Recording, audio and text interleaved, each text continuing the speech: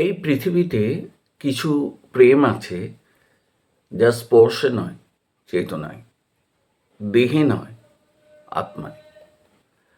আজ আমরা শুনব এমন এক প্রেম কথা যেখানে স্বামী স্ত্রী নয়, দুটি আত্মা মিলেছিল ঈশ্বরের পথে।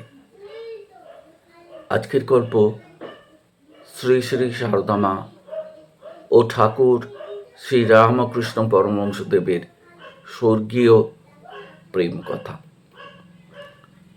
শ্রী রামকৃষ্ণদেব তিনি কোনো সাধারণ মানুষ ছিলেন না। তিনি ছিলেন প্রেমে উন্মত্ত এক সাধক, যার কাছে ঈশ্বর ছিলেন জীবন্ত বাস্তবতা। তাঁর বিশ্বাস ছিল নারী মানেই শক্তি, নারী মানেই মা। তাই তার জীবনে প্রেম ছিল, কিন্তু সেখানে কখনো ভোগের লালসা ছিল না, ছিল পূজা।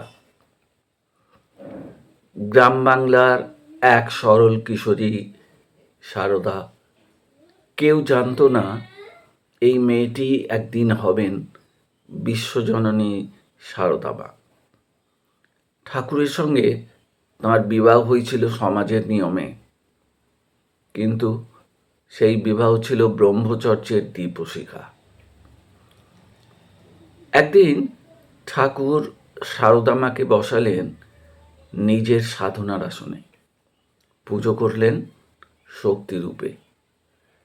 তিনি বলেছিলেন, আমি তোমার পুজো করেছি মা রূপে। এই কেমন প্রেম, যেখানে স্বামী নিজেই নিজেকে বিলীন করে দেন নারীর দেবত্বে। সারদা মা কখনো দাবি করেননি ভালোবাসা। তিনি নীরবে ভালোবেসেছেন, নীরবে সেবা করেছেন, নীরবে বিশ্বাসকে আগলে রেখেছেন। ঠাকুর চলে যাওয়ার পরও তিনি বলেন, আমি তো সব সময় তাঁকে দেখেছি, সব সময় তাঁকে কাছে পেয়েছি। এ কি সাধারণ প্রেম? না, এ হলো স্বর্গীয় প্রেম। এই প্রেম আমাদের কি শেখায়? এই প্রেম শেখায় ভালোবাসা মানে অধিকার নয়, ভালোবাসা মানে আত্মসমর্পণ, ভালোবাসা মানে ঈশ্বরের পথে চলা।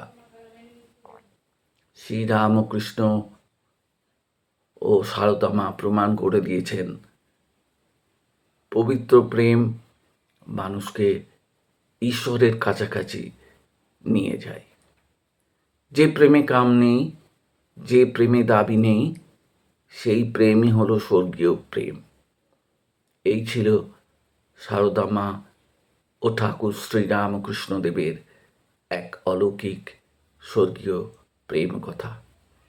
তাঁদের কৃপা আমাদের সকলের জীবনে বর্ষিত হোক। জয় রামকৃষ্ণ, জয় মা সারদা। তোমাদের আশীর্বাদ সকলকে ভালো রাখুক, সবার জীবনে শান্তি বর্ষণ করুক, সবার জীবনে পবিত্র প্রেমের ধারা বইয়ে দিক। হরি ওম তৎসৎ, হরি ওম তৎসৎ, হরি ওম তৎসৎ।